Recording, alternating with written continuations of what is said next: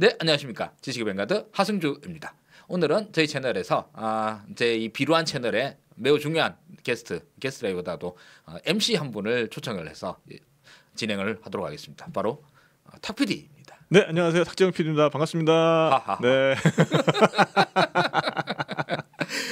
그동안 제가 이제 혼자서 시리즈를 진행을 하고 있었는데 하다가 어느 순간 갑자기 현타가 왔습니다. 이게 도대체 뭔 지랄이냐 그렇습니다, 이런 생각도 들고 정말로 혼자 앞에서 모니터 앞에 쳐다보고 녹화 방송을 하는 건 정말 어렵습니다. 그러니까 그 일부 정치 관련 유튜브를 하시는 분들이나 아니면 뭔가 언론에 이렇게 베이스를 두고 하시는 분들이 아니고 이렇게 순수하게 정말 중년이 이 학고방에서 이렇게 개인 유튜브를 운영한다는 것 자체가 이게 만만치 않은 일입니다. 맞습니다. 네. 정말 여러분들께서도 혹시 유튜브를 한번 해보겠다 이런 생각이 드시는 분들은 차라리 좋은 풍광을 어디 찍어서 온다라든가 뭐 이런 걸 하면은 할 수도 있겠지만 그냥 혼자서 앉아서 모니터 앞에 놔두고 주저주저 떠드는 거 너무 하드합니다. 이게 정신적으로 피폐해져요. 그래서 오늘은 변화를 좀 도모하고자 이렇게 게스트를 한번 모시게 되었습니다. 네. 오늘 드리고자 하는 이야기는 탁피디 여행수다를 애청하시는 분들에게 약간 뜬금없을 수 있는 이야기, 그리고 제 채널을 구독해 주시는 극소수의 여러분들께서는 이전에 제가 하고 있었던 시리즈의 연장선 상에서 한번 시작을 해볼까 하는데 주로 자동차 시장이 요즘 어떻게 바뀌고 있고 지금 진짜 막 격변의 시기인데 이 이후에 우리가 이제 예상할 수 있는 변화는 어떤 식으로 진행될까 이거고, 이 이야기가 어쩌면은 특히 우리나라처럼 자동차 산업이 매우 중요한 역할을 하고 있는 나라에서는 나라의 경제 자체가 어쩌면 휘청할 수도 있는 이런 문제이기도 합니다. 네. 그래서 이 부분을 한번 짚어보려고 그럽니다. 자, 먼저 시작하기에 앞서서 저기 상식 수준에서 여러분들 특히 우리 채널을 보시는 분들 중에서는 아저씨들이 많으실 텐데 아저씨들은 또 대부분 다 차에 관심이 많잖아요. 탁피님도 차 좋아하시죠? 저는 차 좋아하긴 하는데 이제 오토바이도 좋아하다 보니까 그러니까 오토바이 쪽에 관심이 많이 가셨어요. 그렇죠. 그러니까 뭔가 남들이 쳐다보기에 이렇게 좀 눈길이 가는 그런 거는 오토바이로 좀 해소를 하고 그렇죠. 차는 2011년에 데리고 와가지고 아직도 타고 있네요. 그러니까 아주 오래된 차 한 대 그냥 바꿀 생각도 안 하고. 근데 그 차가 포르테 쿱인데요. 참 잘 나왔어요. 그렇죠. 이렇게 디자인도 실직날 구석이 없는 디자인이고 그리고 또 주로 혼자 타실 때가 많잖아, 그죠? 그것도 그렇고 한 3년 전인가 4년 전에 엔진을 몽창 갈아줬어요, 리콜로. 그래서 엔진은 거의 새 겁니다. 그렇군요. 그리고 그것 때문에 이제 차 바꿀 명분 찾기도 훨씬 더 힘들어지고. 그렇습니다. 네. 멀쩡한 차를 도대체 왜 바꾸냐 이러니까. 이 아저씨들끼리 이제 차에 관심 있는 분들도 많고 중간에 보면 차덕들이 한 명씩 꼭 끼어 있습니다. 이런 사람들이랑 자동차 이야기를 하다 보면 다들 이제 사실 굉장히 뻔한 이야기들을 많이 하게 됩니다. 근데 이때 여러분들께서도 아저씨들 사이에서 자동차는 그런 식으로 보는 게 아니야. 시장 상황을 먼저 한번 봐야지. 이런 식으로 얘기를 끌어나가시기 아주 좋습니다. 특히나 이 중에서 이제 공학적으로 차에 대한 관심이다 그러면 관심이 가는 게 예를 들면 공학적인 부분에 관심이 많이 가서 예를 들면 엔진이 어떻고 요번에 새로 나온 방식을 이게 규정을 했는데 서스펜션 구조가 어떻고 이런 식으로 이제 재미없게 하는 이런 부류들이 있고, 이 부분들은 진짜 덕후들끼리 하는 얘기고 진정한 애호가들의 관점에서는 그게 그런 얘기를 하는 게 큰 의미는 없어. 왜냐하면 말이지 시장 전체가 이렇게 움직이고 있는데 그건 서스펜션 좀 바꾼다고 해서 큰 문제 있을 것 같아. 얘기는 사실 이런 식으로 돼야 돼. 이런 점에 화제거리를 만들 수 있는 이런 게 이번 방송의 목표입니다. 자, 먼저 상식적으로 숫자 몇 개를 암기해 두시고 있으면 좋습니다. 연간 전 세계에서 자동차가 매년 1년마다 몇 대씩 팔리는 지 혹시 아십니까? 연간 전 세계에서 팔리는 자동차의 총수. 지금 인구가 60억이라 치면 예. 그래도 한 10억 대는 되지 않을까? 연간 아직까지 1억 대를 넘은 적이. 그래요? 예. 연간 매년 잘 팔리면 9천만 대 정도, 못 팔리면 8천, 7,500까지 축 줄기도 합니다. 그래서 이제 가끔씩 7,500만 대 이 정도 수준을 확 줄면은 자동차 업계에서 난리가 납니다. 그 다음부터 어디가 망하네 이런 소리 나오고 막 그럽니다. 우리야 워낙에 주변에 차가 많으니까 거의 1인당 차가 하나 있는 그런 그렇죠. 느낌이고 맞아요. 그건 아닐 테지만 근데 전 세계적으로 보면 차라는 게 굉장히 희소한 거네요. 아직도. 맞아요. 근데 차가 이제 한 번 만들어지면은 뭐 10년, 15년 이상 계속 이제 굴러다니니까 깔려 있는 차들은 많지만서도 연간 신차로 팔리는 차들은 연간 한 9천만 대쯤 됩니다. 이 9천만 대를 어떻게 배분하느냐? 배분되느냐 지역별로 요것도 좀 알아두시면 좋은데 이게 별로 안 어려워요. 먼저 중국 한 나라가 전 세계 자동차가 제일 많이 팔리는 국가이자 지역입니다. 여기에서 전 세계 자동차의 3분의 1, 3천만 대가 팔립니다. 그리고 그 다음으로 전통적인 세계 최강 자동차 강국 미국이 있습니다. 미국이 요즘 조금 줄었어요. 원래 저는 옛날부터 기억하기를 1,800만 대라 기억을 하고 있었는데 요즘은 1,600만 대 수준 매년 팔립니다. 그리고 유럽도 미국이랑 거의 비슷한 수준이다라고 했는데 유럽은 그보다 좀 더 줄었어요. 그래서 유럽은 1,400만 대입니다. 그래서 미국 더하기 유럽 하면은 그거 두 개 딱 더하면 그냥 또 3천만 대가 됩니다. 그러니까 중국 3천만 대, 미국 유럽 합쳐가지고 3천만 대, 6천만 대, 3분의 2가 요 두 권역에서 그냥 끝납니다. 나머지 있는 모든 나라들이 합쳐가지고 나머지 3분의 1을 차지하게 됩니다. 그 어떤 나라에 있을까요? 인도 있을 거고요. 그 다음에 남미 시장 전체 다 있고요. 일본, 한국, 뭐 동남아 시장 이런 데 다 합쳐가지고 나머지 30%를 구성하고 있습니다. 참고로 우리나라는 거의 매년 그 미국의 딱 10% 수준이다. 이렇게 암기를 해주시면 또 좋습니다.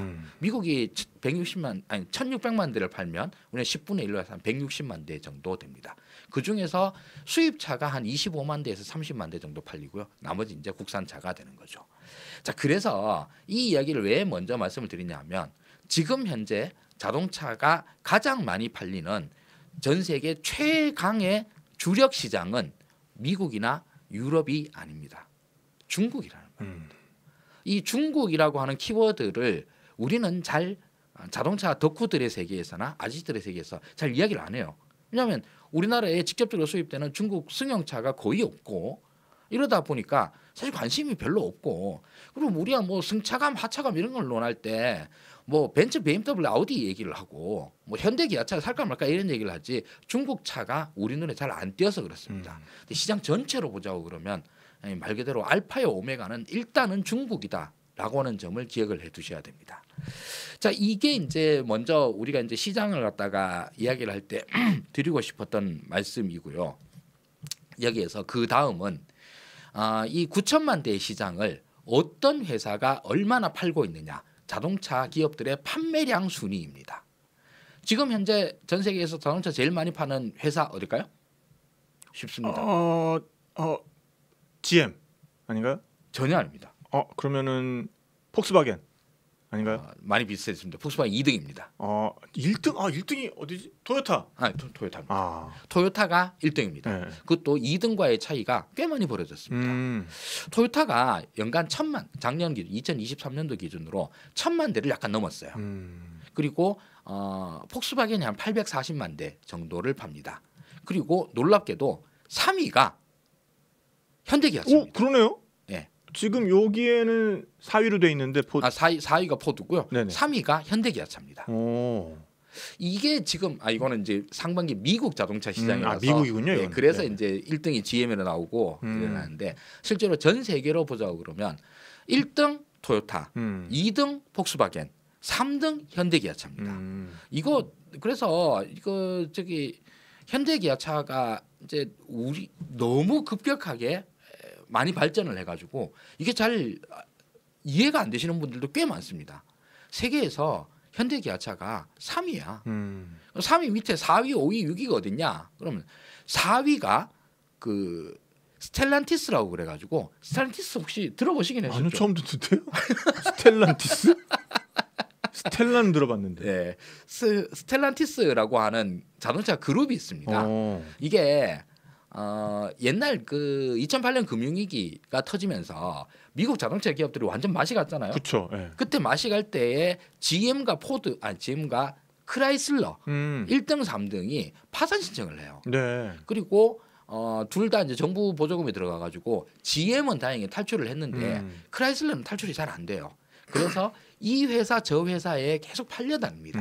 이러다가 이 크라이슬러가 이탈리아의 피아트랑 합병을 합니다. 그래서 크라이슬러 피아트 합병이 돼요.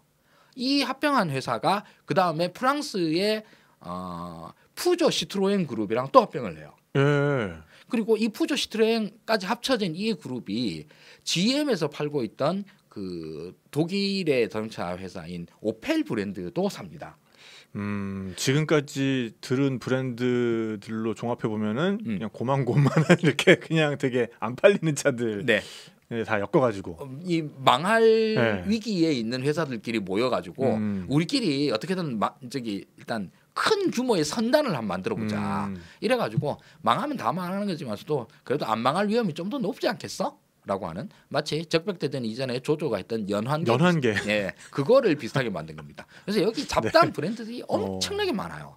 근데 이 회사가 현대기아 차 그룹, 현대기아 차는 그룹 내에 브랜드가 딱 3개 있잖아요. 현대, 기아, 제네시스. 근데 스텔란티스 안에는 한 10몇 개 있을 겁니다. 이거를 합친 것보다 위에 있습니다. 그리고 그 스텔란티스 다음으로는 르노, 닛산, 미쓰비시 그룹이 있습니다. 르노 당연히 옛날 그 프랑스의 그가 망해가는 닛산을 인수를 했죠. 그리고 또 더 망해가는 미쓰비시를 인수를 해가지고 르노, 닛산, 미쓰비시 얼라이언스라고 이게 지금 현재 5위를 하고 있습니다. 이 둘 다 현대기아차 아래에 있습니다. 그 다음으로 우리가 전통적으로 알고 있던 GM, 포드 이런 데는 6위, 7위 이러고 있어요. 이게 정말 이게 이제 최신 숫자인데 이 숫자가 된 게 한 3년 정도 됩니다. 현대기아차는 그 전에는 2000년대 초반, 그러니까 2000년, 2001년 이때까지만 해도 10위 내지는 11위 이 정도로 이제 밑에 있었거든요. 이게 이제 계속 조금씩 치고 올라와가지고 현재 3위까지 올라와 있었고, 지금 그때 당시로서는 세계 최강자라고 했었던 GM, 포드 이런 데 회사는 지금 5위, 6위 이렇게까지 이제 쭉 다 떨어져 있습니다. 자, 그 밑으로는 저기 혼다가 그 예전에 현대기아가 과연 혼다를 넘을 수 있을까 이런 생각했었잖아요. 혼다가 지금 현대기아차 파는 거에 절반 조금 넘게 팝니다. 그 정도로 저기 혼다가 좀 비실비실해졌고요. 현대기아차는 그동안 꾸준히 성장을 해왔었습니다. 그리고 또 아주 놀라운 그 기업이 하나가 있습니다. 바로 BYD입니다. 아, 중국? 네, 중국 BYD. 네. 예전에 그 BYD가 우리나라 저기 마티즈 베껴가지고 막 이렇게 문제되고 그런 그룹 아니었어요? 거기가 이제 원래는 체리 자동차. 체리. 네, 체리 자동차였는데 BYD는 이제 그 요즘은 이제 친환경 차 이제 하이브리드 더하기 전기차만 팔고 있죠. 이 회사가 이제 300만 대를 넘어가지고 전 세계 판매량 순위 9위까지 올라왔어요. 그럼 이렇게 보고 있으면 이제 일단 전체 글로벌 자동차 판매 이제 현황 한 9천만 대 좀 팔린다. 그 중에 중국이 30%를 팔고 그다음 나머지 미국 더하기 유럽 30%, 나머지 30% 이 정도라고 생각을 하시고 판매량 순위에서 우리가 몇 가지 여기서 포인트를 한번 짚어보고 이 포인트가 어떤 의미를 가지느냐에 대해서 한번 자세히 한번 얘기를 볼게요. 네. 제일 먼저 이 오래된 자동차 산업을 보고 있던 팬들 입장에서는 제 입장에서는 제일 놀라운 건 GM의 몰락입니다. 아니 전 세계에서 자동차 업계 1위다 그러면 그냥 GM이었어요. 늘 GM이었죠. 네. 2차 세계대전 이후로 GM이 포드를 제끼고 세계 1등이 됩니다. 그리고 그거는 20세기 내내 한 번도 안 바뀝니다. 그냥 쭉 GM은 늘 세계 1등이에요. 이러다가 2000년 중반쯤에 도요타가 한번 1등을 합니다. 이랬더니만 도요타가 뭐라 그러냐면 우리가 계산을 이래 해가지고 뭐 이렇게 된 거지 실제로 우리가 GM을 어떻게 이깁니까? GM이 당연히 1등이죠 라고 막 납작 엎드려요. 왜냐하면 그동안 일본에서는 그 미국의 심기를 건드렸다가 무역 제재나 이런 거 당한 경험이 하도 많아가지고 미국 형님들한테 우리가 이제 아예 안 됩니다 이런 식으로 하던 때가 있었어요. 그때까지만 해서도 GM은 늘 1등이었고 당연히 GM을 이길 수 있는 회사가 과연 나올 수 있을까라는 거였었는데 지금은 GM의 순위가 6등까지 내려갔으니 이게 도대체 무슨 일인가? 상전 벽해네요, 진짜. 예. 그리고 그때 당시로 GM 다음에 전 세계 2등은 어디야? 그럼 포드였거든요. 포드는 그때 당시 팔던 거에 반토막 났습니다.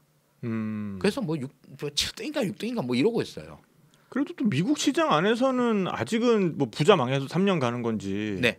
상위에 링크돼 있긴 하네요. 이렇게 예. 포드도 있고 뭐, 네. 뭐 자기 나라 GM도 있고, 네. 거니까요. GM이 1위고, 네. 우리나라 아니 전 세계에서 3위라 그랬지만서도 현대기아차가 우리나라에서는 단연 1등이잖아요. 뭐 그런 것처럼 자국 시장에서 국산 브랜드가 좀 먹어주는 면들은 확실히 있죠. 자, 그리고 1번 이전은 제일 그 놀라웠던 게 GM 포드의 몰락입니다. 두 번째로는 폭스바겐 도요타가 1, 2등을 하고 있다라는 점입니다. 그리고 이거는 폭스바겐 도요타 둘 중에 하나가 1등 할 거야라고 하는 예상들은 사실 많이들 해왔었습니다.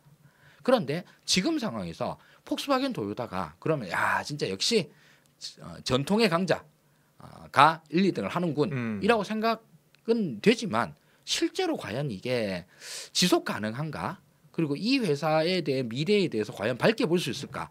요게 이제 두 번째 포인트입니다. 그리고 세 번째 포인트는 현대기아차입니다. 현대기아차가 어떻게 3위까지 올라온 거야. 그 밑에 우리가 도저히 넘어올 수 있으리라 별로 생각해 본 적이 없는 우리가 혼다를 이길 수 있을까? 이 생각 못 했잖아요, 사실. 그것도 혼다를 전체 세계 시장에서 이런 거는 뭐 다른 나라 어디서 뭐 남미에서 많이 팔아 뭐 이런 거일 수도 있지만서도 미국 시장에서도 제꼈습니다. 현대기아차 합치면 뭐 이게 과연 어떻게 이게 가능할 수 있었는가 이런 게 있고 또 마지막 포인트가 있습니다. 그 20세기 동안에 판매 이제 순위라든가 뭐 대량 판매하는 기업들 자동차 기업들 순위에서 신규 진입한 브랜드는 없어요. 늘 존재하던 그 브랜드 내에서 그러니까 자동차 기업에서 스타트업으로 해가지고 메이저 플레이어가 된 예는 없습니다. 없는데 21세기에 들어오니까 그 스타트업으로 해서 세계 10위권에 이름을 올린 BYD가 눈에 보이는 거예요. 듣기로는 속옷 브랜드 이름 같은데. 그러니까 BYC의 동생 회사 같은 이런 느낌인데 BYD가 300만 대 이상을 팔아서 세계 9위에 올랐고 지금 저 10위까지 부르는 데서 빠진 이름이 하나 있습니다. 바로 테슬라죠. 테슬라가 11위입니다. 그래서 10위까지 했는데 잘려버렸어요. 테슬라는 그 앞에 얘기했던 우리가 10개 브랜드의 시가총액을 다 합치면 아마 테슬라 하나쯤 될 겁니다. 시가총액 면에서는 압도적인 세계 1위인 기업이 된 겁니다. 이 말은 달리 말하면 테슬라는 스타트업 자동차 기업입니다. 이 스타트업 기업이 이전까지 20세기 동안에 100년 동안 뭐 거의 없다시피 한 물론 뭐 20세기 초반에 있었던 1900년대 초반에 벤츠가 잘 나갔다는 동 어디가 잘 나갔다 이런 거 빼고 2차 세계대전 이후로 새로운 스타트업이 자동차 업계에 진입을 해서 성공한 예가 없는데 21세기에 되니까 1번 테슬라가 스타트를 끊었고 BYD라고는 중국 회사가 오히려 테슬라보다도 차를 더 많이 팔게 된 이런 상황이 생겼습니다. 미국 시장에서는 지금 테슬라 8위까지 올라와 있네요. 네네. 네. 그냥 단독 저걸로 해서 8위까지죠. 근데 저 사실 생각을 해보면 GM에서 미국에 팔고 있는 차종이 한 25개는 될 겁니다. 근데 테슬라는 지금 현재까지 딱 4개죠. 네, 모델 뭐, S, X, Y, 3 이렇게. 그중에 S랑 X는 지금 거의 팔지도 않아요. 모델 3랑 모델 Y 이거 2개만으로 저 정도까지 올라온 겁니다. 그걸로 하고 그 다음에 테슬라의 약진으로 인해 가지고 사실 기존에 있던 자동차 기업들의 전략 자체가 다 엉망진창이 되어버립니다. 사실 그 얘기도 지금 이제부터 드릴 자동차 산업 이야기의 제일 핵심적인 이야기될 겁니다. 진짜 밉겠다. 예, 테슬라 하나 때문에 도대체 얼마나 많은 자동차 기업들이 다들 스텝 다 꼬이고 꼬꾸라지고 넘어지고 뭐 일어나지도 못하고 있고 이런 상황들이 다 발생 중. 그 이야기가 사실은 메인이 될 거고 이게 지금 앞으로 이제 한 10년 동안의 자동차 업계에서 무슨 일이 벌어질까를 생각하게 되는 이런 요소가 될 것입니다. 자, 그래서 먼저 첫 번째 주제로 제가 이제 제 채널에서는 한번 다루긴 했었습니다만 GM 포드가 왜 이 꼬라지가 되었느냐 이겁니다. 우리 지금은 특히 우리나라 사람들은 자동차 시장에서는 수입차 그러면 벤비야 벤츠, BMW, 아우디. 그걸 줄여서 벤비아라 했습니까? 네. 예, 차덕들 사이에서는 너무 저기 일반화된 이야기인데. 필바둥은 아세요? 그건 뭐야? 옛날에 하우스 맥주 처음 유행할 때 필스너, 바이첸, dunkel. 독일 맥주 이 세 가지죠. 그렇군요. 그런 이야기가 또 이 차덕들 사이에 있었군요. 네. 뭐 벤비아를 기준으로 생각하기 때문에 미국 차 업계에 대해서 약간 무시하는 경향들이 있어요. 사실 미국 차 요즘 나오는 꼬라지를 보면 좀 무시당해도 싸. 그렇긴 한데 그러나 20세기 내내 미국 차는 그냥 자동차 그 자체죠. 그렇죠. 그냥 뭐 그 외에 뭐 독일에서도 뭐 있고 뭐 프랑스도 뭐 있고 어쩌고 다 됐고요. 다 구멍가게고 미국 자동차 기업의 규모에 비하면 그야말로 그렇게 압도적인 데였었는데 사실 미국 자동차 기업들이 이런저런 문제가 있어. 그리고 이것 때문에 뭐 헤매고 있어. 이런 얘기들을 아주 오래 전부터 듣긴 들었지만서도 부자 망해도 3년 간다는 말이 들었습니다. 미국 자동차 재벌들에 대해서는 딱 맞는 말입니다. 그래서 미국 자동차 기업은 여러 어려움에도 불구하고 3대를 갑니다. 3대를 갔는데 진짜 옛말 그대로 3대 가고 나 4대째 되고 난 다음에 박살나기 시작을 하죠. 사실 미국 자동차가 워낙 이제 말 그대로 미국의 풍요를 상징하는 이런 그 산업의 대표적이잖아요. 미국의 부자라면 당연히 캐딜락을 타고. 캐딜락이죠. 네. 그러니까 뭐 누구나 꿈의 자동차 그러면 벤츠냐 캐딜락이냐 그러면 벤츠라고 하는 게 있긴 있죠. 뭐 다 이 수준인 거고 미국에서는 당연히 캐딜락이고 그 캐딜락의 이제 전통들대로 엄청나게 크고 화려하고 이런 차들입니다. 자동차 산업의 시작은 포드 모델 T였잖아요. 그게 이제 첫 번째로 어셈블리 라인이라 그러나요? 맞아요. 그러니까 이제 이게 일관 조립, 그러니까 이제 이렇게 흘러가면서 맞습니다. 컨베이어 벨트 시스템. 그러니까 그 노동자는 그 전까지는 자기가 처음부터 끝까지 다 만들었었는데 그게 아니라 그 컨베이어 벨트 앞에서 자기가 맡은 역할만 그냥 수행하는. 찰리 채플린에 나오는 모던 타임즈의 바로 그쵸. 배경이 되는 그 영화죠. 그래서 포드가 모델 T를 1910년대, 20년대 이때 만들어 가지고 이제 말 그대로 자동차의 대명사가 되어 버렸죠. 그래서 그 지금도 우리는 포드주의라고 하는 말을 아주 일상적으로 쓰고 있죠. 근데 어떤 한 회사의 이름이 뒤에 무슨 주의, 포디즘, 이즘이라고 하는 말이 붙을 정도로 절대적인 영향을 행사한 회사가 있나 생각을 해보면 전 포드가 유일하다고 생각을 해요.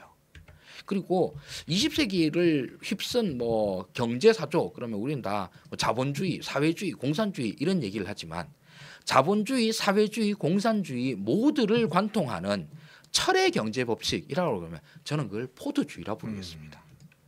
이 대량 생산 공업이라고 하는 것이 얼마나 위대한 아이디어이고 인가. 그리고 모든 국가에서는 다 포디즘을 갖다 배우려고 합니다. 자본주의에서도 포디즘을 만들어냈고 사회주의 공산주의를 표방하는 나라에서도 포디즘의 교훈대로 자기 나라를 운영하려고 그래요.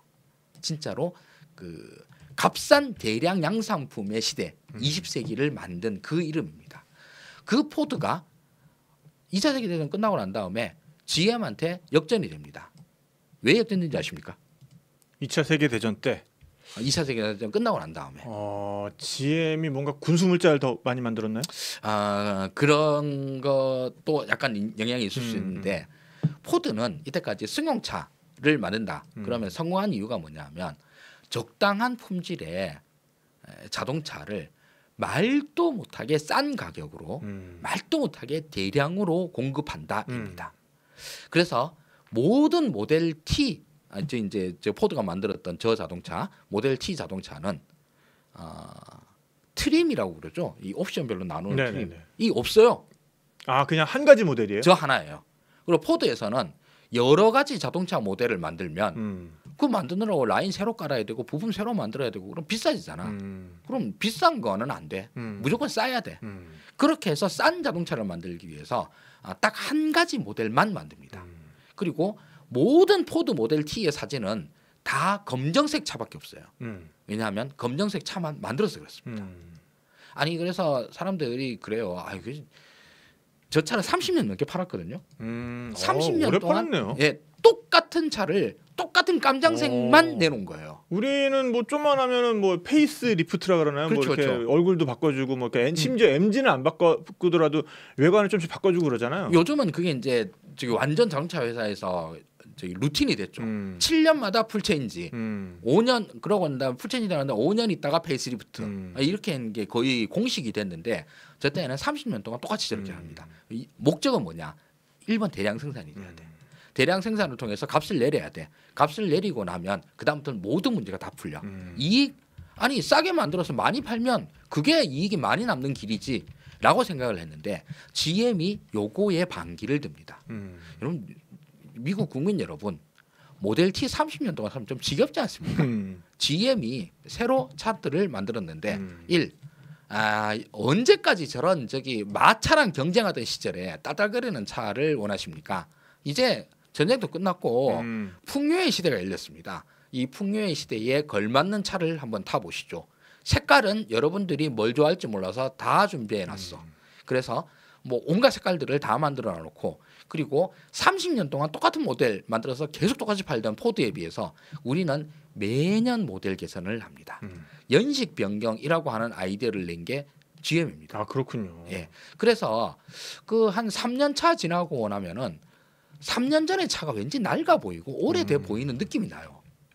근데 지금 올해 나온 차들은 거의 비슷하게 생겼는데 왠지 뭐가 더 좋아진 것 같아. 하다못해 시트의 바느질 하나가 좀 더 좋아졌다. 보니까 그런 것 같아. 이런 식으로 해서 차를 처음부터 완벽에 가깝게 만드는 게 아니라 매년 조금씩 좋아지게 만들어가지고 조금씩 새 차를 사도록 유인하는 기법들을 만들어냅니다. 이게 지금 58년에 나온 그 카달로그인데 그러니까 이제 보면 다 같은 모델이에요. 근데 그렇죠. 이제 조금씩 트림도 다르게 하고 디자인의 디테일들 다르게 하고 색상을 맞습니다. 다르게 해가지고 색상도 다 다르고 이렇게 지금 예 그렇게 해서 이제 그 이전에 없던 시절에 우리 못 살던 시절에 팔던 그 포드 모델 T와는 달리 풍요의 시대에 차는 GM의 차야. 그러네. 이제 이걸 보고 나니까는 모델 T는 정말 없는 사람들, 우리 정말 그 구닥다리 할머니 할아버지들 타던 차 그 느낌이 나네. 맞습니다. 이렇게 해서 이제 시장을 다 미국 시장을 휩쓸어 버리죠. 그리고 그 영광은 20세기를 끝까지 갑니다. 그리고 21세기의 초중반까지도 2010년까지도 GM이 계속 1등을 하고 이거 GM을 넘어서는 건 불가능하지. 2, 3등과의 격차가 너무 커요. 30-40% 이상 차이 납니다. GM이 한 해에 1000만 대 만들어서 팔 때 폭스바겐 400만 대 팝니다. 그리고 뭐 벤츠 BMW는 130만 대, 뭐 180만 대 이런 수준이었거든요. 그러니까 GM이 천상계에 있고 나머지는 다 뭐 인간계에서 바글바글하는 수준이었던 겁니다. 그런데 이 강력해 보이는 미국 자동차의 몇 번의 위기들이 이제 위기 신호가 감지가 됩니다. 제일 첫 번째가 오일 쇼크예요. 그렇죠. 네. 오일 쇼크 때 아까 나왔던 그 엄청나게 큰 차들, 그 차길에 6m 가까이 되는 차들이거든요. 이런 차들은 너무 길어가지고 유턴이 한 번에 안 됩니다. 유턴하려고 몇 번 이제 톱질을 해가지고 뭐 왱왱왱 이렇게 한 유치를 하고. 오일 쇼크 이전의 차들이 정말 풍만하고 글래머러스하고 그러니까 그런 낭만은 있어. 진짜 호화사치스러운 럭셔리어스함 이거의 대명사들인 거죠. 저런 거 연비 한 3km 나올라나? 5km 뭐 이렇게 나올라나? 정말 그 영어로는 저기 뭐라죠? 그 오일을 그 글로핑한다 그러나 뭐 이렇게 꿀꺽꿀꺽 마신다라는 그 표현이 있거든요. 기름을 꿀꺽꿀꺽 마시는 차다. 그런 차들이 이제 뭐 그래도 기름값 그거 얼마 안다고 인 세상이었으니 당연히 이제 잘 팔렸으나 오일 쇼크가 그걸 다 바꿔버렸죠. 그래서 그때서부터 일본 차들이 들어오기 시작을 합니다. 그때 이제 캘리포니아 이런 데에서 이제 그 환경 규제 세게 들어가고 이런 데에서 연비 규제를 맞추는데 지금보다 연비를 2배로 높이시오. 이렇게 얘기를 하는데 미국 자동차 회사들은 아니 저 캘리포니아 주지사가 미친놈인가?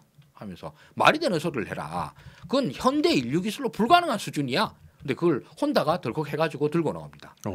그래서 이제 이때서부터 이게 오일 쇼크가 이제 70년대 말이잖아요. 이때서부터 일본 차들이 미국 시장에서 인기를 얻기 시작을 합니다. 그리고 그 이전까지 미국 사람들은 차라고 하는 건 일단 기본적으로 5m는 넘어야지라고 생각을 했는데 4m도 안 되는 작은 일본 소형 차들이 세상에 있고 이것도 사람이 타고 다닐 수 있구나라는 걸 깨닫게 돼서 그때서부터 80년대부터 일본 차들의 미국 시장 진출이 사실은 거의 시작이 되는 거나 마찬가지. 물론 그대로 팔긴 팔았지. 그러나 뭐 있는 둥 마는 둥이었고 80년대부터 본격적으로 일본 차들이 쭉쭉쭉쭉 성장을 해 나가기 시작을 합니다. 그리고 그 90년대 2000년대 초반 이때까지는 미국 차들의 꾸준한 뭐랄까 시장이 무너지는 걸 계속 사람들이 보고 있었어요. 미국인들이. 일단 미국 차들은 여러모로 불만이 많아. 지금 나오는 게 아마 혼다 시빅의 초창기 버전이에요. 네네네. 그렇죠. 그 오일 쇼크때 이제 미국에서 인기 끌었던. 그러니까 네, 이게 이제 오일 쇼크때 이제 기름 없다고 그 주유소 닫은 모습이고 가스 없음 이제 이렇게 하는 거고. 가스 쇼티지. 네. 네. 자 이런 그 저기 일본 차들의 진출이 미국 시장 진출이 시작이 되면서 일본 차와 미국 차를 미국 시민들이 비교를 하기 시작을 합니다. 이랬더니 그 연비 안 좋은 건 알고 있고 그리고 우리 미국인들이 쪼잔하게 기름값 이런 거 요즘 기름이 너무 비싸서 할 수 없이 신경 쓰는 거지. 우린 그런 거 신경 쓰는 사람들이 아니지. 우리 원래 그런 사람들 아니야. 원래 그런 사람 아니지. 네. 그리고 차는 그 소위 말하는 머스카 아니냐. 부앙부앙. 그렇죠. 이걸 해가지고 왕 하고 나면 앞바퀴 휙 들릴 정도로 할 정도로 이런 차들을 타고 다니는 게 미국인 아메리칸 스피릿이지 라고 했는데 그까지도 다 참겠어. 그런데 정말로 미국인들이 못 참겠다. 미쳐버리겠네 이거 라고 생각한 게 딱 하나입니다. 샹 미국 차는 고장이 너무 많아. 이거에 이제 그 전까지도 물론 고장이 많았겠지. 그런데 그 전까지는 일본 차들이 없었단 말이야 세상에. 근데 일본 차들이 와서 보니까 일본 차는 고장이 안 나. 근데 미국 차는 고장이 일본 차에 비해서 한 10배는 들어가는 것 같아. 그래서 아니 차 없으면은 바보되는 시체되는 미국에서 차 수리소에 맡겨놔놓고 2, 3일 없는 동안 참는 것도 미쳐버리겠는데 일본 차는 우리보다 값도 싸. 기름도 적게 먹어. 거기다가 고장 안 나서 수리소에 들락날락 할 필요도 없어. 이래가지고 일본 차의 인기가 점점 계속 높아지는 거죠. 그 미국 차들은 그래서 각자 이제 일단 우리나라의 자동차 덕후들은 현대 기아차를 까는 게 스포츠고 일본의 자동차 덕후들은 일본 차 특히 닛산 차 까는 게 닛산. 예, 닛산 차 까는 게 또 스포츠입니다. 독일 애들도 폭스바겐 까는 게 거의 스포츠예요. 아 그래요? 예, 폭스바겐 맨날 게시판에서 그거 까고 다닙니다. 미국 자동차 덕후들은 미국 차 까는 게 또 이게요. 그렇겠죠. 예. 예. 도대체 게다가 또 2000년대 들어간 다음에 이전까지 있었던 낭만적인 미국 차의 그 럭셔리한 디자인 이런 것들도 점점 평범하게 변하면서 너무 못생겨지기 시작합니다. 저 못생긴 게 기름도 많이 먹고 고장도 잘 나. 이게 이제 미국 차의 이미지로 점점점 바뀝니다. 그 반대편은 뭐가 있죠? 일본 차. 예, 네. 일본 차가 있고 일본 차는 뭐 스타일도 뭐 예쁘진 않지만 그래도 저 정도면 무난하지 수준인데 여러모로 미국 차와 비교이 돼가지고 계속 일본 차에 시장 잠입이 됩니다. 그럼에도 불구하고 워낙 거대한 기업이고 미국 내수 시장 워낙 단단하고 쌓아 올린 판매망이나 뭐 정비망 딜러 뭐 이런 것들이 단단하기 때문에 미국 차들은 여전히 건재하다고 믿었었죠. 그런데 그게 건재하지 않다라고 하는 것이 2008년도에 드러나 버립니다. 2008년 리만 브러더스 사태가 뻥 터집니다. 은행이 부도났다고 그러는데 그 은행에 돈 빌렸다라고 하던 이런 회사들도 다 같이 부도가 납니다. 당시 미국에서 제일 큰 회사 부도난 게 1등이 GM입니다. GM이 파산을 해버립니다. 아 그래요? 예. 지금은 그럼 회생한 건가요? GM이? 회생한 겁니다. 그래서 미국 그 정부로부터 지원금 받아가지고 자금 수요를 받아가지고 그 이후로 다시 정상화가 된 상태입니다. 그래서 GM은 제너럴 모터스의 준말이잖아. 그때 당시에 정부 지원금을 받았다 이래가지고 거버먼트 모터스라고 이렇게 이제 놀림감이 되게 됐었죠. 그리고 크라이슬러 망합니다. 포드는 당시에 그 전에 좀 팔아놓은 돈이 있어가지고 다행히 파산은 면했는데 아무튼 엄청난 어려움을 겪습니다.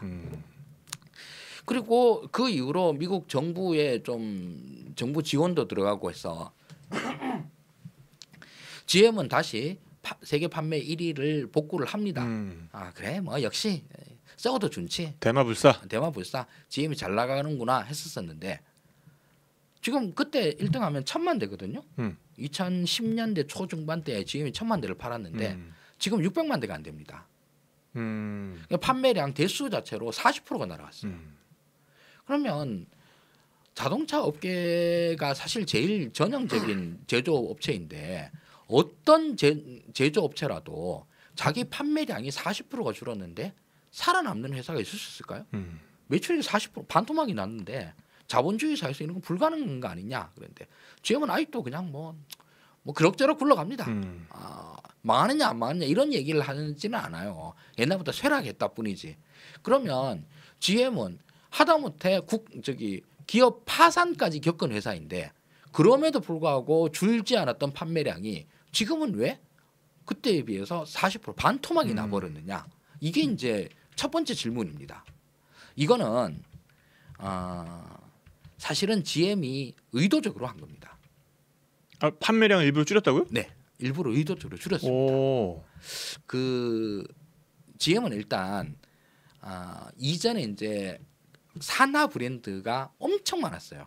지금 현재 GM에서 갖고 있는 브랜드라면 1번 쉐보레가 있고요. 그 다음에 고급 브랜드로 캐딜락이 있죠. 그리고 GMC라고 해서 이제 트럭 만드는 브랜드 있고 뭐 이런 브랜드 정도가 거의 대부분입니다. 이게 거의 다예요. 그러니까 지금 현대 기아가 같이 그냥 현대 기아차 그룹에 들어가 있는 것처럼 그렇죠. 우리가 예전에 알던 그 미국 차의 사실 다 독자적인 브랜드들이었는데 그게 그냥 다 GM 산하로 들어가 있는 거잖아요. 맞습니다. 심지어는 우리 대우를 먹은 것도 GM이잖아요. 맞습니다. 네. 네. 그때 당시에 있었던 각종 그 GM 산하의 브랜드들 중에서 2008년 리만 이후로 날아간 브랜드 한번 제가 한번 읊어볼까요? 1번 대우. 대우도 이제 그 전에 GM이 사서 이제 GM 대우라고 했었는데 대우라는 브랜드를 통째로 날려버렸죠. 그래서 대우를 쉐보레로 바꾼 겁니다. 그렇죠. 그래서 이제 대우는 없어지긴 했지만 쉐보레에 이제 흡수된 거니까 그나마 사정이 나. 근데 GM 내에 있었던 올즈모빌. 이라고 옛날 그 영화에 보면 자주 나오는 게 있습니다. 이름 많이 들어봤어. 올즈모빌. 예. 폰티악. 폰티악 이것도 뭐 올드카 이런 거에서는 또 많이 나옵니다. 그럼 요즘 넷플릭스 드라마 이런데 이제 다큐멘터리 자동차 드라마에서도 그 폰티악 이런 이름이 많이 나오죠. 허머. 큰 그 SUV 만들던 군용 트럭 만들던 거기. 허머 이런 거 없어졌고요. 이렇게 해서 날린 브랜드. 그리고 그 이후에 한참 있다가 오펠도 날립니다. 그리고 또 날린 게 이제 오스트레일리아 호주 브랜드인 홀덴 날립니다. 탁피디님 뉴질랜드 사람이니까 홀덴 브랜드 아시나요? 보진 못했어요. 그 홀덴이라고 이것도 1930년대인가 이때에 GM이 호주에다가 세운 자동차 브랜드입니다. 그래서 호주에 자동차 공장 있고 호주 뉴질랜드 쪽에서는 여기가 이제 제일 큰 회사였었어요. 호주인들의 나름대로의 자부심 중에 하나였거든요. 우리 호주가 뭐 제조업 약하다고 너무 그랬지만 우리에게는 홀덴이 있어. 그리고 호주가 또 이 넓은 대륙 이런 거를 기반으로 해가지고 우리가 이제 아웃백 달리는 이런 그 스포티한 자동차, 마력 세고 이런 거를 잘 만드는 데야. 그래서 굉장히 있었었는데 여기를 아예 공장 다 폐쇄, 브랜드 없애버림. 호주 사람들이 그래서 이때 엄청 많이 열이 받아 합니다. 아니 그래도 그렇지 몇십 년 동안 우리 호주인들과 함께 해온 브랜드 이걸 날리냐 개새끼들 하면서 이제 욕도 많이 하고 그랬었었는데 이런 데 날려버립니다. 그리고 지금 이렇게 브랜드를 날렸다 그러니까 뭐 그럴 수 있지라고 생각할 수 있는데 좀 저한테는 매우 충격적으로 다가왔던 사건이 뭐냐면 GM은 뭐 전 세계 최고 브랜드였었으니까 전 세계 시장이 다 있을 거잖아요. 아시아에도 팔고 뭐 중국에도 많이 팔고 뭐 유럽 뭐 남미 다 팝니다. 그런데 GM이 통째로 유럽 시장 전체를 다 포기합니다. 예전에는 유럽 시장에서 그 주로 이제 팔던 브랜드 이름이 쉐보레 유럽 브랜드로 팔았거든요. 근데 쉐보레를 유럽에서 철수해 버려요. 통으로 다. 그리고 독일에서는 오펠 브랜드로 해가지고 오펠로 팔고 있었는데 오펠 브랜드 팔아버립니다. 다른 회사들은 팔아버려. 그래서 유럽 전체에서 GM이 자기 브랜드로 차를 수출을 안 해버립니다. 유럽 시장을 그야말로 포기해버렸네. 네, 포기해버려요. 이래도 되나 싶은데 호주 시장 포기한 거예요. 유럽 시장 포기한 거예요. 인도 시장 떠오르고 있는 새로운 시장이다 그러는데 인도 시장 접어버립니다. 그리고 있는 공장 뭐 현대한테 우리 공장 살래요 해가지고 살까요? 해서 현대가 그 공장 뭐 사기도 하고 뭐 이런 식입니다. 그야말로 그냥 미국 내수로 남겠다는 거네요, 그러니까. 이러니까 GM의 원래 전략이 이게 이 GM이 한번 크게 망하고 난 다음에 전략을 새로 짠 거예요. 이전까지 우리가 20세기의 GM으로 살아 있을 수 없어. 21세기의 GM은 새로운 전략이 필요해. 뭐냐 하면 이제 자동차 업계 다 바뀔 거야. 다 바뀌는데 우리는 바뀌는 거에 유연하게 적응할 수 있는 새로운 차종, 조직, 브랜드를 새로 만들어야 돼. 그러려고 그러면 옛날에 있었던 폰티악, 올즈모빌 이런 거 계속 팔 수는 없어. 이거 없애는 게 맞아. 호주의 홀덴, 이거 호주 사람들 눈치 보느라고 이거 계속 운영하고 있으면서 여태까지 거의 흑자 못 냈어. 맨날 적자야. 그러니까 이거 없애. 돈 안 되는 브랜드들 다 그냥 싹 정리하는 거예요. 인도에서 GM 공장 만들었다면 인도 사람들 GM 잘 못 사, 안 사. 그 인도에서 만들어가지고 동남아에 팔라고 그러는데 동남아에서 안 사. 그냥 뭐 없애버립니다. 유럽에서 팔라고 그랬는데 유럽에서 파는 거 막 뭐 판매량 관리하고 뭐 등등등 하고 하는데 그거 몇 대 판다고 없애? 이고 그럼 어디 팝니까? 오로지 딱 두 개에 집중을 해. 1번 미국, 2번 중국입니다. 중국. 예. GM이 중국에도 집중을 해요. 그래서 GM은 유럽 포기하고 인도 포기하고 호주 포기하고 딱 두 개에 집중을 합니다. 미국과 중국입니다. 미국은 늘 하던 대로 캐딜락 팔고 뭐 쉐보레 타호 이런 거 팔고 그 뭐 저기 저 미드 이런 데 보면은 항상 기동 타깃대 이런 애들은 엄청나게 큰 SUV 이런 거에서 에스컬레이드 내려가지고 뭐 저기 클로이 뭐 이렇게 부르고 뭐 이런 예 이런 차들 타고 이러니까 미국에서 큰 트럭 SUV를 팝니다. 그리고 중국에서는 의외로 GM이 중국에서 대성공을 거둬요. 그래요? 뭐 팔아서요? 그 브랜드는 뷰익. 저 중국 갔을 때 뷰익 탄 적 있어요. 그렇죠. 네. 뷰익이 많이 팔려요. 그러네. 이 뷰익이 되게 생소한 브랜드인데 미국에서는 꽤 전통 있는 브랜드거든요. 맞아요. 예. 근데 그 중국 가가지고 그때 이제 세계 테마 기행 찍으러 왔으니까는 2010 몇 년 뭐 이때 텐데 아니 여기에 뷰익이 있지 그랬어요. 무슨 그때 약간 미니밴 같은 거예요. 맞아.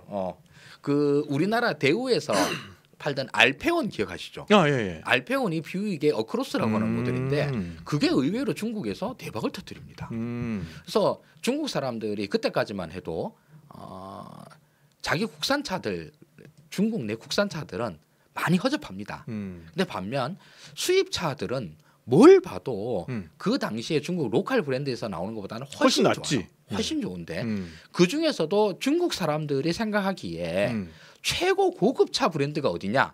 물론 뭐 벤츠, BMW, 아우디도 고급차지만 뷰익도 엄청 고급차인 거예요. 맨날 그 헐리우드 영화에 나오던 그 뷰익이 저 뷰익인 거야. 그래서 저게 인기를 끌어가지고 원래 GM이 08년 그 금융위기 터지고 난 다음에 뷰익도 없애려고 그랬거든요. 근데 중국에서 뷰익 브랜드가 너무 잘 팔려서 저게 그대로 살아남습니다. 지금도 뷰익 브랜드는 많이 팔리고 있어요. 자, 이 전략은 어떻게 평가할 것인가? 저는 이 전략상으로 보면 매우 맞다라고 생각을 해요. 왜냐하면 일단 조직이 너무 커져 있었고 방대했었고 이러니까 이걸 정리하는 게 맞아. 근데 조직 정리한다고 해서 조직표 새로 딱딱딱 그리고 뭐 이걸로 아무 의미 없어요.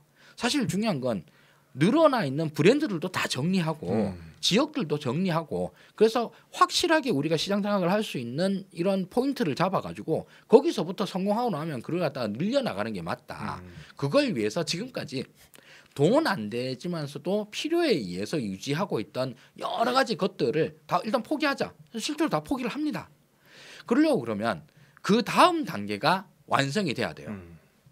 그 전까지 GM 차를 비롯해서 포드, 크라실러 다 똑같이 미국 차들이 미국 시민들한테 욕을 먹은 게 아까 얘기했잖아요. 보장이 너무 많아. QC가 안 된다. 예, QC가 안 된다. 이게 문제였잖아요.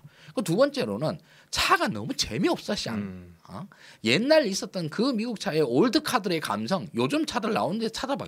옛날에 울끈이 불끈이었는데. 그러니까 그 멋진 차들 만들던 애들이 맨날 저 재미없는 차들만 만들고 제 말이 되나 이러고 있었는데, 자 그러면 이게 미국 시민들이 가지고 있던 그 미국 차에 대한 불만감이었잖아요. 이거를 채워주면서 새로운 시대에 준비를 해가지고 이걸 딱 만들어 가면 돼가 돼야 되잖아요. 그렇죠. 네. 지금 나오는 포드 아니 GM, 포드, 크라이슬러 이런 것 중에서 탁 PD님이 뭐 어떤 경로를 통해서든 저 차는 좀 멋지네, 뭐 괜찮네, 아 사고 싶다 이런 느낌들은 미제차 생각나시는 게 있으십니까? 미제차, 미제차는 머스탱이죠. 머스탱이죠. 네. 까마로. 머스탱 까마로. 네. 그거 말고는 없죠. 없어요. 예. 머스탱 까마로는 옛날부터 그 모양 그대로 있었고요. 그리고 머스탱이 요즘 들어서 다시 레트로라고 해가지고 옛날 머스탱 1세대를 갖다 거의 복각하다시피 만들어서 멋있어진 겁니다. 머스탱 옛날 그 뭐 3세대 이런 때에 보시면은 저걸 지금 머스탱이라고 팔았다고 하는 느낌이 날 만큼 엄청나게 허접한 머스탱 모델들도 많습니다. 반면 뭐 기존에 갖고 있던 콜벳, 머스탱, 뭐 까마로 이런 거에 몇몇 스포츠카는 진짜 아이코닉한 차들이잖아요. 이런 거 말고 일반적인 대중적인 뭐 승용차, SUV 이런 것 중에서 사람들의 가슴에 뛰게 할 만한 정말로 와 이건 정말 매력이 느껴지는 걸, 뭔가 와우 포인트 있는 차인 걸라고 하는 차들이 저는 솔직히 없습니다. 이게 3세대 머스탱인데 제가 얘기한 게 저거예요. 뭐 저 맵시나 같기도 하고.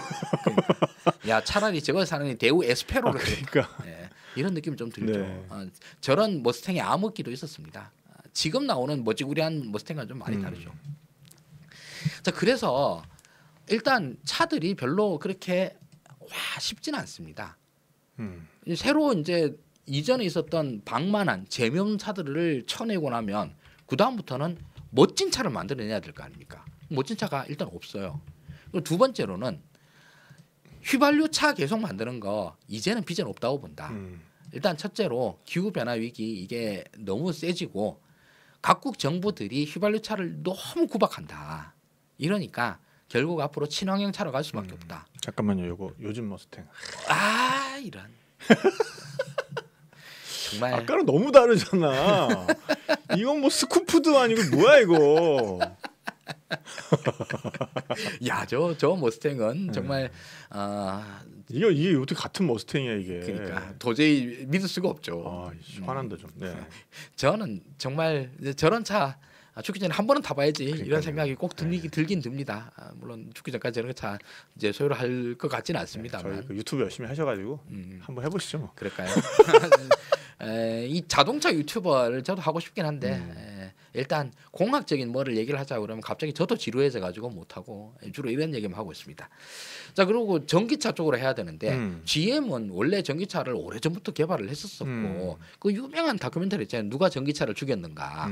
GM에서 전기차 개발 프로젝트를 했다가 GM이 뭔가 석연치 않은 이유로 전기차 프로젝트를 다 취소하고 이전에 팔았던 걸 갖다가 다 회수해가지고 다 폐차장에 다 썰어버려요. 왜 이러느냐, 뭔가 음모가 있는 거 아니냐, 휘발유 산업에 음모가 있다 이런 식으로 다큐멘터리가 나오고 그랬었는데 그 정도로 하려고 그러면 일단 그 전에 있어 왔었던 자동차, 전기 자동차에 대한 노하우가 있었다는 말이거든요. 그러니까 이걸 다시 개발해가지고 아주 좋은 전기차 파워트레인을 만들면 그 다음부터는 우리가 없앤 라인에다가 이쪽 라인을 갖다가 밀어 넣으면 완벽 변신 된다 이거였죠. 그랬는데 테슬라가 나와서 모든 걸 다 엉망진창으로 만들었습니다. 진짜 미웠겠다 진짜. 예. 그래서 우리 원대한 꿈이 있었는데 그 GM이 만들어낸 제대로 된 전기차 이런 게 있습니다라고 볼트라고 하는 걸 만들어냈는데 테슬라가 모델 S 나오고 모델 3 나오고 하면서부터 GM 볼트는 말 그대로 돈 없어서 타는 차가 돼버립니다. 저도 GM 그 볼트 돌아다니는 거 몇 번 본 적이 있는데 뭐 귀엽게 생겼어요. 그냥 귀엽게 생긴 차죠. 그러나 그 차가 시장의 판도를 뒤흔들 만한 뭐 어마어마한 차냐는 아니죠. 시장의 판도를 뒤흔들 만한 어마어마한 차가 뭐냐? 테슬라였죠. 테슬라입니다. 지금도 그렇고요. 그 격차는 점점 더 벌어지고 있습니다. 이러고 있다 보니까 저는 향후에 GM, 포드 이쪽 동네의 미래에 대해서 정말 좀 솔직히 말해서 저래도 되나 싶은 생각이 아주 많이 듭니다. 그 처음에 이제 테슬라가 이제 완전 인기를 막 끌고 있고 뭐 사람들 다 테슬라 얘기만 했을 때 GM이 늘 자신만만한 태도로 그렇게 얘기를 합니다. 우리가 차가 아직 개발이 덜 돼서 그래요. 이제 우리 만들어내려고 하는 차들 라인업을 보십시오. 뭐 이것도 있고 저것도 있고 이것도 쭉 있는데 이거 나오면 완전 게임 체인지 될 겁니다 라고 했는데 아직까지 그런 차가 안 나오고 있어요. 일단 그 얼굴 생긴 것부터 좀 차이가 나요. 여기 테슬라하고 여기 볼트하고. 그리고 생긴 것뿐만 아니라 저는 안 타봤습니다만 둘 다. 그러나 저 끝나고 난 다음에 모든 면에서 저 볼트가 테슬라보다 더 나은 면이 없어요.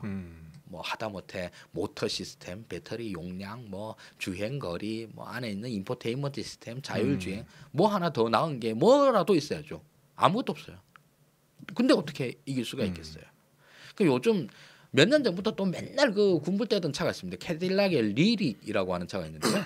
이 차가 보면 컨셉트가 엄청 멋지게 나왔거든요. 그 차 이제 올해도 우리나라에 판매된다고 그러는데 미국에서 작년에 1년 동안 2,000대 팔았대나? 한 대 1억 넘고요. 뭐 이러다 보니까 그래 뭐 1억 넘는 차 뭐 열심히 만들어 봐라 이런 수준이 돼버린 겁니다. 자 이렇게 돼서 GM은 자기들의 나름대로의 전략상의 판단으로 여태까지 있었던 좀 지저분한 라인들 다 정리하고 깔끔하게 정리해서 새로운 신차 라인업으로 완전히 회사를 갖다 바꿔버리겠어 라고 결심을 했는데 그게 지금까지도 전혀 안 되고 될 기미도 안 보인다는 거예요. 이게 저는 일단 문제인데 이 모든 전략을 갖다가 한 게 사실 GM은 예전부터 그 생각을 했었는데 그 GM의 새로 사장으로 2016년인가 14년도에 취임을 한 메리 바라라고 하는 여성 CEO 분이 계십니다. 미국 자동차 업계 역사상 최초로 여성 CEO가 된 분이고 그건 경상도 분은 아니죠? 예, 메리 바라. 메리 바라. 아이고 우리 메리 여사. 여기 어쨌든 그 리릭이라는 차고요. 요게. 리릭. 엄청 멋있죠. 저 컨셉트카라서 더 멋집니다. 예. 근데 양산 저도 멋지긴 하더라고요. 근데 저도 와 저런 차 있으면 좋겠다 했었는데 1억 넘는다고 그러길래 뭐 됐다 뭐. 갑자기 이제 관심이 확 줄었죠.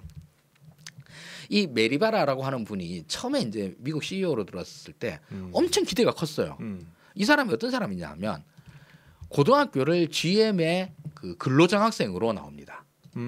GM 회사에서 만든 고등학교에서 자기 회사에 취직할 애들을 이제 키우는 이런 고등학생으로 커가지고 GM에서 장학금 받고 대학교도 졸업을 하고 그 당연히 학교에서 회사에서 보내줬으니까 GM에서 취직을 해가지고 맨 그 엔지니어부터 시작을 해가지고 회사 개발 총괄 담당 임원까지 올라가는 진짜 뼈속까지 GM맨인 거예요. GM 우먼인 거지.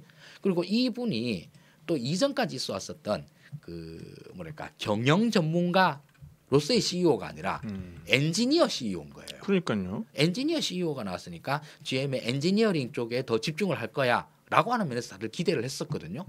그런데 이분이 역대 최고로 가장 경영자스러운 이런 경영을 합니다. 즉 돈 안 되는 건 다 잘라. 우리는 무조건 돈 되는 거에 집중을 할 거야. 이분이 타임지에도 실렸었네요. 네네. 이때는 정말 처음에 들어왔을 때는 엄청나게 기대를 끌었다니까. 그러니까 여기 지금 이 타임지 기사 제목도 미케닉. 맞아요. 그러니까 이 기술 부문 쪽으로 해가지고 이 CEO에 올랐다 뭐죠 이런 의미인 것 같은데. 맞습니다. 이분 처음에 진짜 말 그대로 기름밥부터 시작을 하신 거예요. 뭐 정비하고 뭐 이런 것도 시작을 해가지고 엔진 개발하고 이런 때로 해가지고 잔뼈가 굵은 거고 평생 동안 GM에만 계셨던 분입니다. 그러니까 GM을 일단 좋아하긴 당연히 좋아할 거고 그리고 이 회사가 모자란 게 뭔가에 대해서 제일 잘 알 거고 그리고 무엇보다도 기술자적인 문화를 다시 GM에서 불러일으킬 거야. 라고 하는 기대가 있었거든요. 그런데 마지막으로 생각한 게 그 아까 기술자들이 더 메카닉이라고 타임지에서 제목까지 붙인 게 왜 그랬냐면 GM이 왜 망했냐면 그냥 이런저런 얘기를 많지만서도 그냥 딱 한마디로 얘기를 하면 GM이 차가 허접해서 그래. 뭐에 비해서 일본 차에 비해서 허접해서 그래. 왜 이렇게 허접한 거야? 이유를 따지면 뭐 구질구질하게 많지만서도 그 GM의 경영이 계속 그전에 뭐 릭 웨고나 뭐 이런 사장이 있었는데 다 경영자 출신들이 합니다. 그러니까 MBA 출신의 숫자를 다루는 사람들, 이 숫자를 다루는 사람들이 차를 어떻게 만들면 가장 이익이 많이 남느냐에 집중을 해왔다. 그런데 전통적인 차 산업은 어떻게 하면 차를 좋은 차를 만드느냐, 그러니까 돈 많이 남는 차를 만들 것이냐, 좋은 차를 만들 것이냐 이 두 가지 선택 중에서.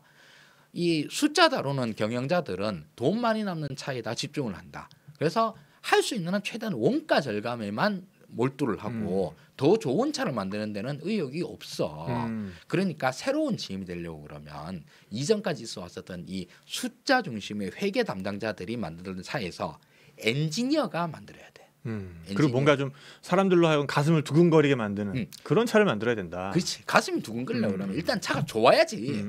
차가 좋아야지 그냥 무조건 할 거 아니야. 그리고 그 좋은 차를 나도 살 수 있다 할 만큼의 싼 가격에 내줘야 되고 이걸 하려고 그러면 그래서 나온 말이 당시에 나온 게 빈 카운터스와 카가이라고 하는 말이 나옵니다. 빈 카운터스, 빈이 콩, 네. 콩, 그 영어로 BAN, 콩 카운터스, 콩을 헤아리는 사람들. 숫자만 막 헤아려가지고 이렇게 하면 원가제가 이만큼 되고 이거 하면 얼마 좋고 얼마 좋고 이런 거 하는 사람들이 빈 카운터들인데 이 사람들이 만드는 차는 너무 재미없고 원가 절감만 낸 차야.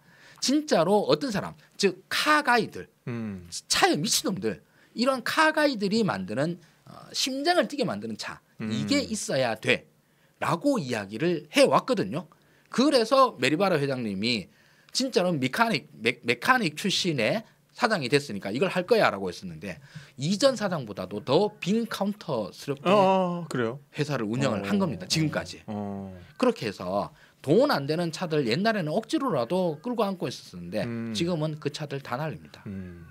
지역까지 날리죠. 유럽 시장 거기 됐어. 필요 없어. 그거 해가지고 맨날 유럽 애들 맨날 그거 얼마나 번다 그거 맨날 조만한 차들만 사고 이래가지고 돈도 안 남아. 그래서 그쪽 시장 통으로 다 날려. 이런 식이 돼버린 거죠. 호주 사람들 저거 자존심 살리려고 우리가 홀딩 계속 유지해야 되나? 다 날려. 다 날려버립니다. 결국 결과가 그렇게 날리고 난 다음에 빈 카운터들이라 하더라도 그렇게 해서 정말로 좋은 차를 내면은 결과가 모든 걸 다 정당화할 수 있죠. 그렇죠. 네. 지금까지 나온 게 뭐야? 아직까지 안 나온 거예요. 그 전까지는 저도 뭐 미국 사정 알게 뭐야.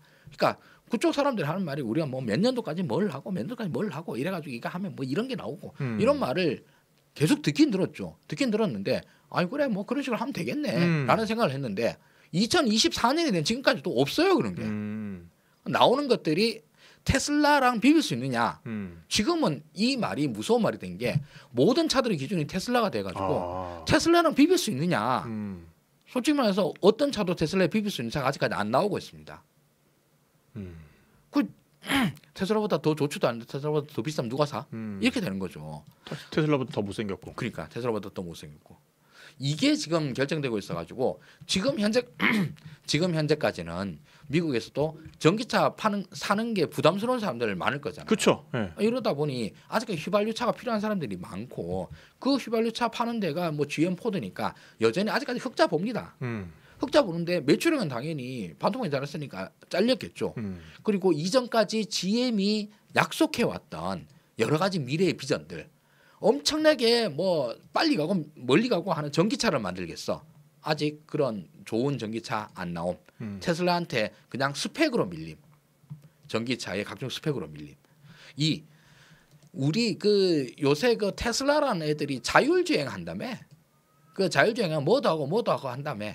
자 그러면서 테슬라 너네들 연구개발비 1년에 얼마 써? 우리 1년에 한 10억 불 씁니다. 우리 1년에 100억 불 쓸 거야. 연구개발비를 쓰면은 테슬라가 많이 쓰겠냐, GM이 많이 쓰겠냐. 그리고 차 만드는데 테슬라가 오래 만들었냐, GM이 오래 만들었냐. 모든 면에서 GM이 훨씬 더 잘할 것 같지 않아? 그렇게 해서 GM은 실제로 그렇게 연구개발비를 쏟아붓습니다. 테슬라보다 훨씬 많이. 그렇게 해서 자율주행 하는 걸 모든 자동차 운전자들한테 테슬라 자율주행이 좋아, GM 자율주행이 좋아라고 물어보면 암만 GM 빠돌이라도 GM이 낫다라고 얘기 못할 겁니다. 테슬라가 말 그대로 압도적이고 그 격차가 전혀 안 줄어들고 오히려 더 늘어나는 기분입니다. 그래서 GM이 처음에 얘기를 했을 때 우리가 이 자율주행 개발하고 있는 기술 다 개발하고 나면 우리가 막 무인 택시 이런 거 만들어 가지고 택시 업계에서 제일 문제가 택시 운전수 월급 아니야. 월급 줄 필요도 없이 택시들 다 돌아다니면서 손님 태우고 다니고 이래가지고 그냥 차가 그냥 돈 벌게 하는 이런 걸 만들겠어. 안 나오잖아요 아직. 그리고 그런 게 제일 가까운 건 오히려 테슬라지 GM이 아닌 겁니다. 자 이렇게 되니까 이후에 미래 비전으로 약속했던 것이 현실화가 되지 못하고 있는 게 몇 년째 이어집니다. 그리고 지금 GM이 버티고 있는 거는 오래된 레거시 기술의 유산 이걸로 버티고 있는 거예요. 휘발유차로 돈 버는 거지. 전기차는 파는 족족 손해만 봅니다. 그리고 GM에서 했던 이런 모든 이야기들은 포드에 대입하면 그대로입니다. 그대로. 그래서 포드에서 제일 많이 파는 차는 F150이라고 하는 엄청나게 큰 픽업 트럭 있잖아요. 5.4m, 5.6m 이러는 차들인데 이 엄청나게 큰 그 기름 퍼먹는 휘발유 트럭 이런 거 만들어서 1년에 연간 뭐 100몇십만 원씩 팔아먹고 이러는데 이런 차들을 전기차로 만들면 미국 애들이 얼마나 좋아하겠냐 했는데 몇만 대 뭐 이 정도 수준밖에 안 팔리는 거예요. 이거 옛날에 기대했던 것보다는 3분의 1도 안 팔리는데 이렇게 되니까 이걸 자동차가 판매 대수가 어느 정도 돼야지 비용을 여기다 녹여가지고 태워가지고 이제 비용이 이제 반가를 할 수가 있는데 차가 안 팔리다 보니까 대당 10,000불, 20,000불씩 손해 보고 파는 경우가 돼요. 그럼 GM이든 포드든 지금 전기차를 만다고 만들었는데 이 차가 대당 손해가 되고 있는 이런 상황이 돼버린 겁니다. 미국 전기차뿐만 아니라 미국 자동차 업계가 지금 현재 재무제표로 보면 아직까지는 흑자 내고 있습니다. 그래서 주가도 막 완전 꼬꾸라지고 이러지도 않아요. 그런데 앞으로 미래에 대해서 하승주 낙관하고 있느냐라고 물어본다고 그러면 뭐 낙관할 꼬리를 보여줘야 낙관을 하지. 그리고 지금 현재 이렇게 판매량이 40%씩 까진 거 이거가 GM이 원래 전략적으로 원래 그렇게 한 거예요. 그럼 뭐 전략적으로 그렇게 한 게 실제로 있기도 있고 실제로 자기들이 포기한 것도 많고 이러는데 그러려고 그러면 전략적으로 했던 게 복구가 돼야지. 계속 그렇게 1,000만 대 팔던 애들이 600만 대 팔고 500만 대 400만 대 이렇게 줄어가는 거 이거 뻔히 보고 있을 거야? 계속 줄 것 같아 보이는 거예요. 이러면은 미국의 기존 빅3 업체들이 점점 몰락해 가고 있는 꼴을 앞으로 계속 보게 될 것 같다. 이게 지금 현재 보고 있는 어떤 현상들, 자동차업계 변화의 현상들 중에서 사실은 제 눈에는 제일 눈에 띄는 변화입니다. 그리고 엄청 열심히 하다 보니까 지금 벌써 목이 아픈데 조금 쉬었다가 커피 한 잔 마시고 2부로 돌아오도록 하겠습니다. 2부에서는 또 다른 숫자들 포드와 폭스바겐과 토요타는 현재 세계 1, 2등을 하면서 잘 나가고 있는데 이 회사는 어떻게 해서 이렇게 잘 나가게 됐는지 그리고 이 잘 나감이 이후에도 계속 이어질 수 있을지 이걸 생각해보고 마지막은 하이라이트입니다. 바로 현대기아차입니다. 현대기아차가 과연 지금 현재의 이 눈부신 성장을 앞으로도 이어나갈 수 있을까? 요 점을 한번 다뤄보도록 하겠습니다. 네. 지금까지 시청해주셔서 대단히 감사합니다. 지식의 백가드 하승규였습니다. 탁재영이었습니다. 감사합니다. 네, 오늘의 게스트 탁재영 선생님이었습니다. 고맙습니다. 감사합니다.